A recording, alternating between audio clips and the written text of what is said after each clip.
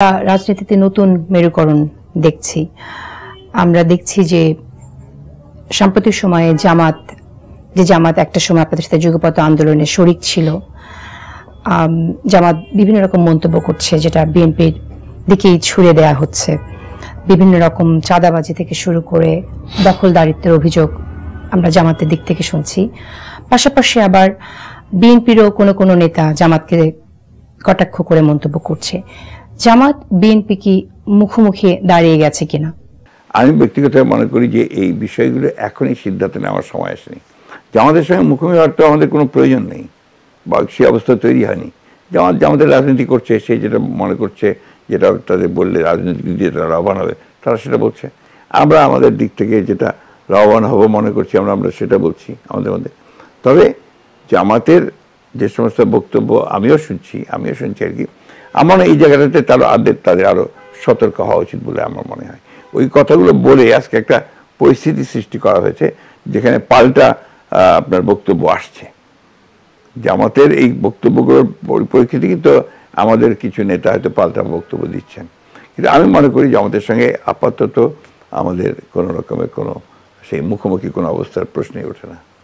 জামাত তো আপনাদের সাথে যুগপৎ আন্দোলনে ছিল, এটা কোনো অফিশিয়াল কোনো ডিক্লারেশন আছে? আমাদের সঙ্গে জামাতের যে একটা অ্যালায়েন্স ছিল অনেক আগে, সেই অ্যালায়েন্স তো অনেক আগে ভেঙে দিয়ে আমাদের 20 দল ভেঙে দিয়ে আমরা যুগপৎ আন্দোলন শুরু করেছিলাম অনেকগুলো দল মিলে আর কি।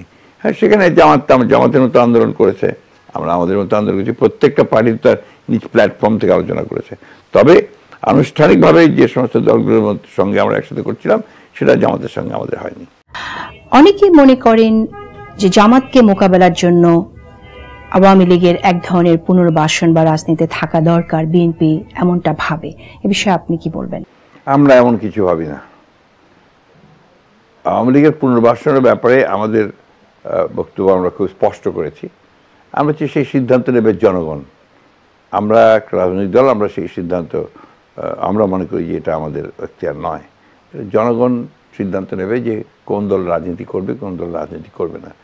আমরা মনে করব যে তাদের পুনর্বাসনের দরকার, এটা সঠিক নয়। এই যে বিষয়টা আপনি যেটা বললেন যে জনগণ সিদ্ধান্ত নেবে, এই সিদ্ধান্তটা কিভাবে জনগণ জানাবে?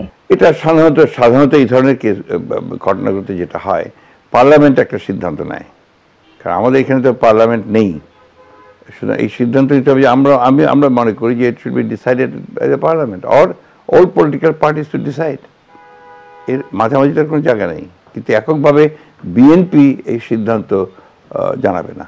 আপনি কি মনে করেন যে এখন সেই সময়টা না যে সব রাজনৈতিক দলগুলো মিলে সিদ্ধান্ত নিতে পারে যে আওয়ামী লীগ? অবশ্যই পারে।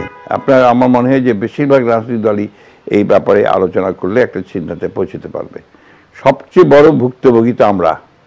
যে গণমাধ্যমের একটা টেন্ডেন্সি হয়েছে, আর বিশেষ করে সোশ্যাল মিডিয়াতে, আপনার মেইন স্ট্রিম মিডিয়াতে কি বলছেন না বলছেন ওটার চেয়ে বেশি হয়েছে সোশ্যাল মিডিয়াতে ট্রায়াল করে শেষ করে দিচ্ছে সবকিছু। That is very dangerous.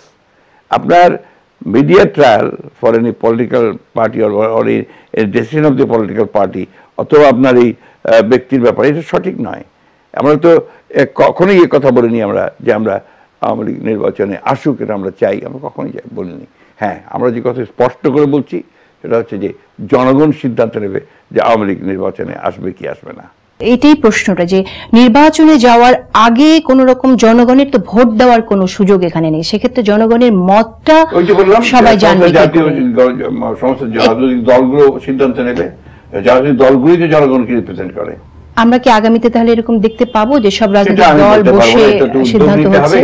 একটা তো উদ্যোগ নিতে হবে। কারণ যেহেতু সরকার আছে, সরকারকে সে উদ্যোগ নিতে হবে যদি যারা নিতে চায়।